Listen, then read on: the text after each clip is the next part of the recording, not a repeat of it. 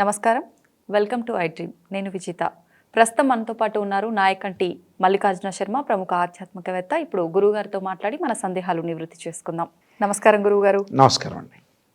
గురువుగారు, ఈ మాసంలో అమావాస్య రాబోతుంది కదా, ఈ అమావాస్యకి ఏమైనా ప్రత్యేకత ఉందా గురువుగారు? ఆ రోజు చేయాల్సిన పనులు కానీ నియమాలు కానీ ఏమైనా ఉన్నాయా? తప్పకుండా అమ్మ. ఓం శ్రీ గురుభ్యో నమః. అంటే అమావాస్య అంటే సూర్యచంద్రుల యొక్క కలయికని అమావాస్య అంటారు. ఈ సూర్యచంద్రుల యొక్క కలయికని అమావాస్య అనేది మనకి ఖగోళ శాస్త్రం చెప్తూ ఉంది. ఈ మార్గశిర మాసంలో వచ్చే ఈ అమావాస్య అంటే రేపు మనకి ఏదైతే ఏర్పడుతుందో ఆ రోజున 11వ తారీఖున అమావాస్య అనేది గురువారము పూర్వాషాఢ నక్షత్రంలో ఏర్పడుతుంది. ఆ రోజున హనుమత్ జయంతి కూడా ఉంది. అయితే ఈ అమావాస్యని అంటే ఈ అమావాస్య రోజున ప్రత్యేకంగా హనుమంతుని యొక్క ఆరాధన కూడా చేస్తారు. అంటే కొన్ని హనుమంతు విజయోత్సవం వేరు, హనుమంతు జయంతి వేరు, ఒక్కొక్క రోజున ఒక్కొక్క రకంగా చెప్పబడింది. అయితే ఈ అమావాస్య రోజున ప్రత్యేకంగా పూజ చేయాల్సిన విధి విధానాల్లో ముఖ్యంగా కొన్ని ప్రత్యేకమైన విషయాలు మనం తెలుసుకోవాలి. దానిలో కొన్ని విధి విధానాల్లో ముఖ్యంగా అమావాస్య రోజున పాటించాల్సిన నియమాలు అనేది చూస్తే, రవిచంద్రుల యొక్క కలయిక వల్ల అమావాస్య ఏర్పడుతుంది. ఈ అమావాస్య రోజున కొన్ని నియమాలు పాటించాలి. ఆ నియమాలు పాటించడంలో చాలామంది కూడా ఈ రోజున గ్రహణం అనుకుంటున్నారు. వాస్తవంగా అయితే గ్రహణం అనేది లేదు. అంటే ఏ గ్రహణం కూడా సూర్యగ్రహణం కానీ చంద్రగ్రహణం కానీ ఎలాంటి గ్రహణం అనేది లేదు ఆ రోజున. ఈ గ్రహణం అనేది ప్రసక్తి అనేది లేదు. కానీ అమావాస్య రోజు ప్రత్యేకంగా ప్రతి అమావాస్య అనేది మనకి 12 నెలలకి 12 అమావాస్యలు ఏర్పడుతుంటాయి. ప్లస్ మకర సంక్రమణ పుణ్యకాలంలో ఉండే వెనకటి రోజున ఈ అమావాస్య అనేది ఏర్పడింది. కాబట్టి అంటే 11వ తారీఖు అమావాస్య, 12, 13, 14 అంటే 14వ తారీఖు భోగి, 15వ తారీఖు సంక్రాంతి.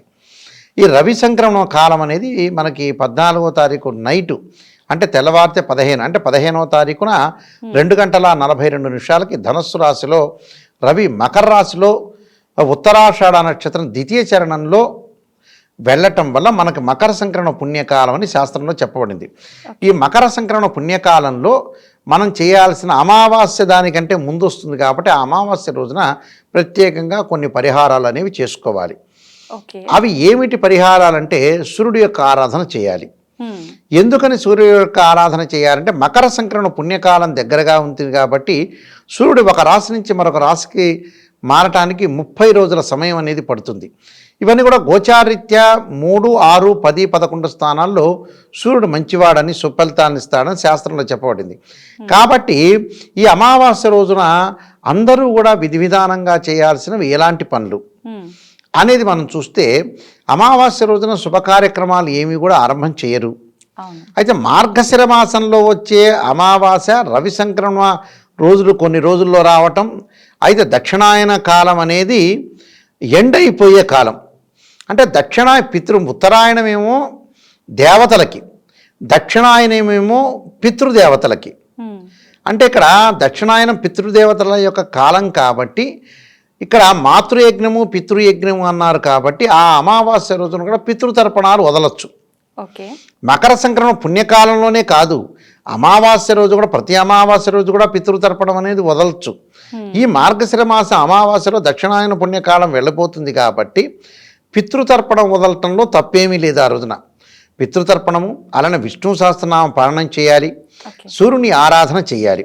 సూర్యుడు గ్రహాలకు రారాజు, మేధాశక్తిని ఆరోగ్యాన్ని ఇచ్చేవాడు సూర్యభగవానుడే. కాబట్టి సూర్యుడి యొక్క ఆరాధన ఏ విధంగా ఉండాలి అంటే, ఆదిత్య హృదయాన్ని పారాయణం చేయాలి అమావాస్య రోజున. అంటే ప్రాతకాలంలోనే అక్కడ దక్షిణాయన పుణ్యకాలం అనేది వెళ్ళిపోయి ఉత్తరాయణ పుణ్యకాలం వస్తుంది. కాబట్టి ఆ రోజున ప్రత్యేకంగా మనం చేయాల్సిన విధి విధానాలు ఏమిటి అనంటే, ఉదయం పూట ఆదిత్య హృదయం పారాయణం చేయాలి.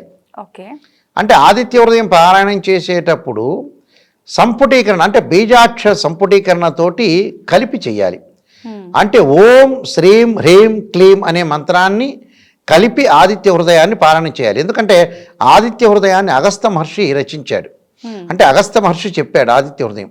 అంటే ఆదిత్య హృదయం ఇలా చెయ్యండి, చేయటం వల్ల మనకి మేధాశక్తి, ఆరోగ్యము, అనారోగ్య పరిస్థితులు ఎవరైతే ఉంటారో వాళ్ళకి ఆరోగ్యం అనేది కలిసి వచ్చే అవకాశం ఎక్కువగా ఉంటుంది. వృత్తి, ఉద్యోగ, వ్యాపార, ఆర్థిక లావాదేవీ సంబంధాలలో అనుకూలమైన ఫలితానికి సూర్యభగవానుడు యొక్క ఆరాధన చేయాలి. అందువల్లే పూర్వం రోజులు అష్టసాముద్రికం చూసేటప్పుడు సన్లైన్ ఉందే అని అడుగుతారు. సూర్యరేఖ ఉంది అండి. సూర్యురేఖ అదృష్టమైన రేఖ.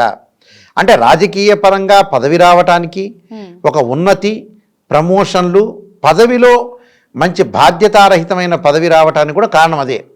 రవి వల్లే రాజకీయ నాయకులకి మంచి యోగాలు లభించేది.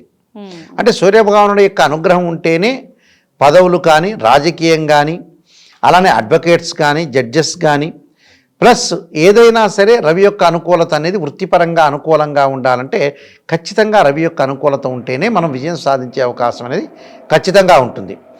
అందువల్ల రవి యొక్క అనుకూలత అనేది చాలా ఇంపార్టెంట్. ఇక్కడ అమావాస్య ఏదైతే దక్షిణాయన పుణ్యకాలం అనేది వెళ్ళిపోతుందో ఆ రోజున కూడా నువ్వులతోటి పితృతర్పణాలు వదలొచ్చు. పితృతర్పణాలు వదలచ్చు. ఆ రోజు చక్కగా ఆదిత్యాయుధ్నే సహస్రమూర్తాయ ధీమే తన్నో సూర్య ప్రచోదయాత్ అనే మంత్రాన్ని, ఆదిత్యాయుధ్నే సహస్ర కిరణాయ ధీమే తన్నో సూర్య ప్రచోదయాత్ అనే మంత్రాన్ని కూడా చక్కగా చదువుకోవటం అనేది చాలా మంచిది.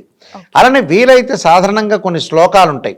జపాకుసుమ సంకాసం కాశ్యపేయం మహాదుతిం తమోనిం సర్వపాపగ్నం ప్రణతోస్మి దివాకరం అని మార్గశిర మాసంలో అంటే విష్ణు సహస్రనామ పారాయణం చేయాలి. అంటే మార్గశిర మాసం అనేది విష్ణువుకు ప్రీతికరమైనది కాబట్టి విష్ణు సహస్రనామ పారాయణము, నారాయణాయుధ్నే వాసుదేవాయ ధీమే తన్నో విష్ణు ప్రచోదయాతని ఉషాఛాయా సమేత సూర్యనారాయణ స్వామిని భక్తి శ్రద్ధలతో కొలవటం ఒకటి.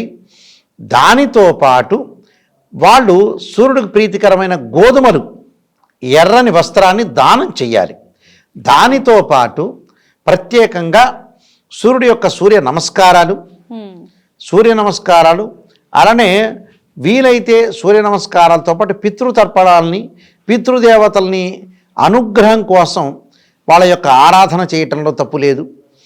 అలానే గోధుమ రవ్వతో చేసిన ఏదైనా సరే నైవేద్యాన్ని ఇంటిలో పెట్టుకోవటం కానీ, లేకపోతే దేవాలయంలోకి వెళ్ళి ఇచ్చి ప్రధాన అర్చకులకు ఇచ్చిన తర్వాత వాళ్ళు గోధుమలు అంటే సూర్యుడికి ప్రీతికరమైనది గోధుమలు కాబట్టి గోధుమ రవ్వతో చేసిన ఏదైనా ప్రసాదం అనేది ఇవ్వటం కూడా అమావాస్య రోజున మంచి జరిగే అవకాశం అనేది ఉంటుంది.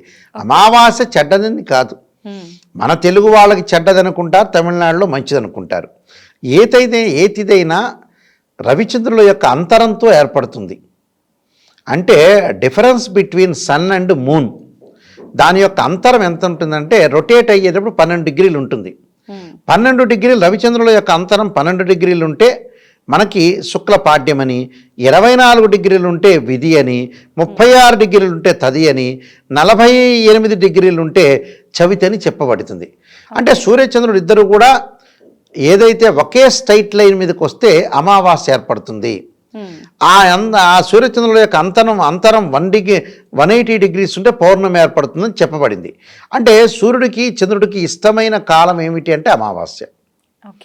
అంటే ఆ అమావాస్య రోజున సూర్యుడి యొక్క ఆరాధన చేయటం వల్ల, పితృతర్పణాలు వదలటం వల్ల కూడా ప్రతి అమావాస్య రోజు కూడా పితృతర్పణాలు వదులుతారు. ఇలా మకర సంక్రమణ పుణ్యకాలము ఇలాంటి ప్రత్యేకమైన విషయాల్లో కూడా పితృదేవతల యొక్క అనుగ్రహం ఉండాలి. అంటే నువ్వులతో తర్పణం వదలాలి, తర్పణం వదిలితే మంచిది. అందులో దక్షిణాయన పుణ్యకాలం వెళ్ళబోతున్నప్పుడు ఇలాంటి తర్పణాలు అలానే పూజలు పునస్కారాలు, సూర్యుడి యొక్క ఆరాధన, విష్ణు సహస్రనామ పారాయణం చేయటం వల్ల కూడా చాలా మంచి జరిగే అవకాశం ఖచ్చితంగా ఉంటుందమ్మా. చాలా చక్కగా వివరించారు గురుగారు. ధన్యవాదాలు. నమస్కారం.